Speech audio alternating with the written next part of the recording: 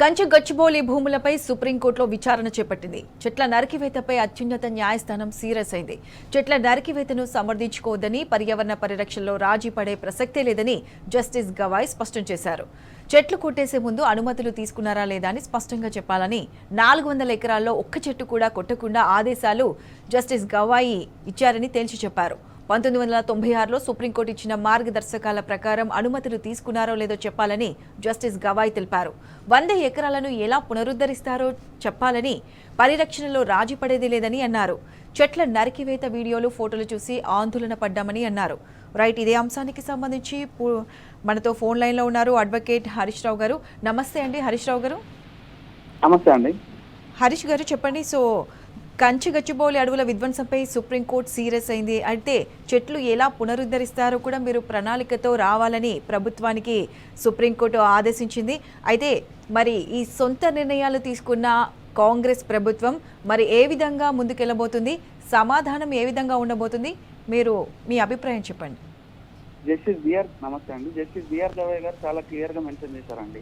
Wild life warden లో ఉన్న CM గారు ఈ 100 ఎకర్స్ ఏదైతే మీరు సేల్ చేసినారో దాన్ని రిస్టోర్ చేయడానికి మీరు చేస్తున్న ఇన్స్ట్రక్షన్స్ ఏంటి? మేము ఒకవేళ స్టేటస్ కో ఖచ్చితంగా కంటిన్యూ అవుతుంది 400 ఎకర్స్ మీద. మేము ఇప్పుడు కోర్టు ఎప్పుడు ఆర్టికల్ 142 కోసం ఎన్విరాన్మెంట్ ను ప్రొటెక్ట్ చేయడం కోసమే ఉంటుంది ఎప్పుడైనా. ఇంకోటి, వాళ్ళు బిఆర్ గవాయ్ గారు క్లియర్ గా చెప్పి ఏమని, మేము బ్యూరోక్రాట్స్, మినిస్టర్లు వాళ్ళ ఇంటర్ప్రిటేషన్స్, వాళ్ళ ఉద్దేశాల మీద పనిచేయదు కోర్టు ఎప్పుడు ఎన్విరాన్మెంట్ అనేది ఫస్ట్ ప్రయారిటీగా చూస్తుంటది. 1996 ఆర్డర్ గురించి కూడా మాట్లాడింది. గోదావరి జడ్జిమెంట్ గురించి కూడా ఆ జడ్జిమెంట్ ప్రకారం ఏదైతే ఎన్విరాన్మెంట్ ను ప్రొటెక్ట్ చేసే గైడ్ లైన్స్ కానీ, ఇన్స్ట్రక్షన్స్ కానీ టైం లైన్ లో వచ్చినా కూడా అది మాత్రం కంటిన్యూటీగా ఉంటుంది. ఏదైతే ల్యాండ్ మార్క్ జడ్జిమెంట్ అనేది దాన్ని టాలరేట్ చేసే ప్రయత్నం మాత్రం ఏ స్టేట్ గవర్నమెంట్ చేసినా, ఎవరు చేసినా కూడా ఉపేక్షించమని చాలా క్లియర్ గా చెప్పింది. ఇంకోటి కూడా అండి, మీరు ఒకవేళ గవర్నమెంట్ సిఎస్ ఏమన్నా కాపాడదాం అనుకుంటున్నారా? ఆ అఫిడవిట్ లో వాళ్ళు ఈ ఏదైతే 100 ఎకర్స్ ని వాళ్ళు ఏదైతే సెల్ చేసినారో దానికి మీరేమన్నా రీస్టోర్ చేసే అఫిడవిట్ లో మెన్షన్ చేశారా లేదా? చేయలేదు. ఇప్పుడు ఈ అంతం 3-4 డేస్ ఆడుతున్నప్పుడు 100 బుల్డోజర్లను, 10 సంఖ్యలో బుల్డోజర్లను పంపాల్సిన అవసరం ఏమొచ్చింది? అది మీకు ముందే తెలుసు ఫారెస్ట్ కాదని. ఇంకోటి ఏంటంటే, బిఆర్ గవాయ్ గారు ఏం చెప్పారంటే, ఒకవేళ అది ప్రైవేట్ ఫారెస్ట్ అయినా కూడా పర్మిషన్ తీసుకోవాలి. దాన్ని ఒకవేళ మీరేమన్నా సేల్ చేయాలంటే కూడా ప్రైవేట్ దాన్ని కూడా పర్మిషన్ తీసుకోవాలి.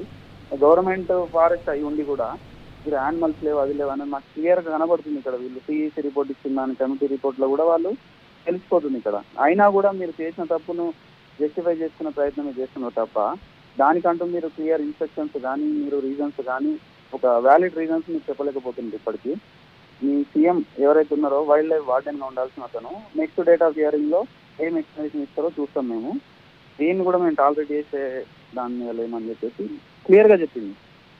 ప్రతిసారి ఇట్లా జడ్జిమెంట్లు వచ్చినా కూడా అంటే వాళ్ళు జడ్జి గారు అంత మాట అన్నారు ఏమని, బ్యూరోక్రాట్స్, మినిస్టర్ల గురించి మేము వాళ్ళ ఉద్దేశాలు, వాళ్ళ ఇంటర్ప్రిటేషన్ మీద పనిచేయదు కోర్టు అని కూడా చెప్పింది.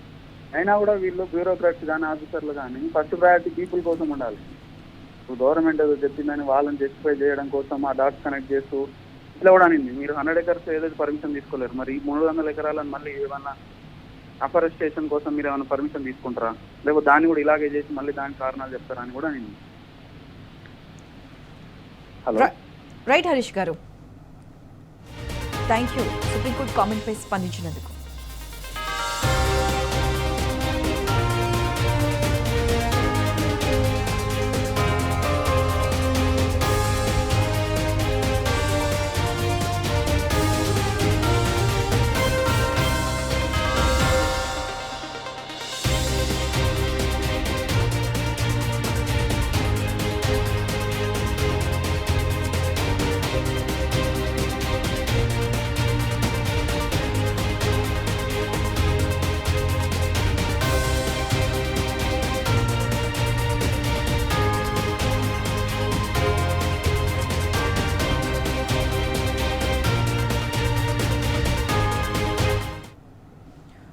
కంచి గచ్చిబౌలి భూములపై సుప్రీంకోర్టులో విచారణ చేపట్టింది. చెట్ల నరికివేతపై అత్యున్నత న్యాయస్థానం సీరియస్ అయింది. చెట్ల నరికివేతను సమర్థించుకోవద్దని, పర్యావరణ పరిరక్షణలో రాజీ పడే ప్రసక్తే లేదని జస్టిస్ గవాయ్ స్పష్టం చేశారు.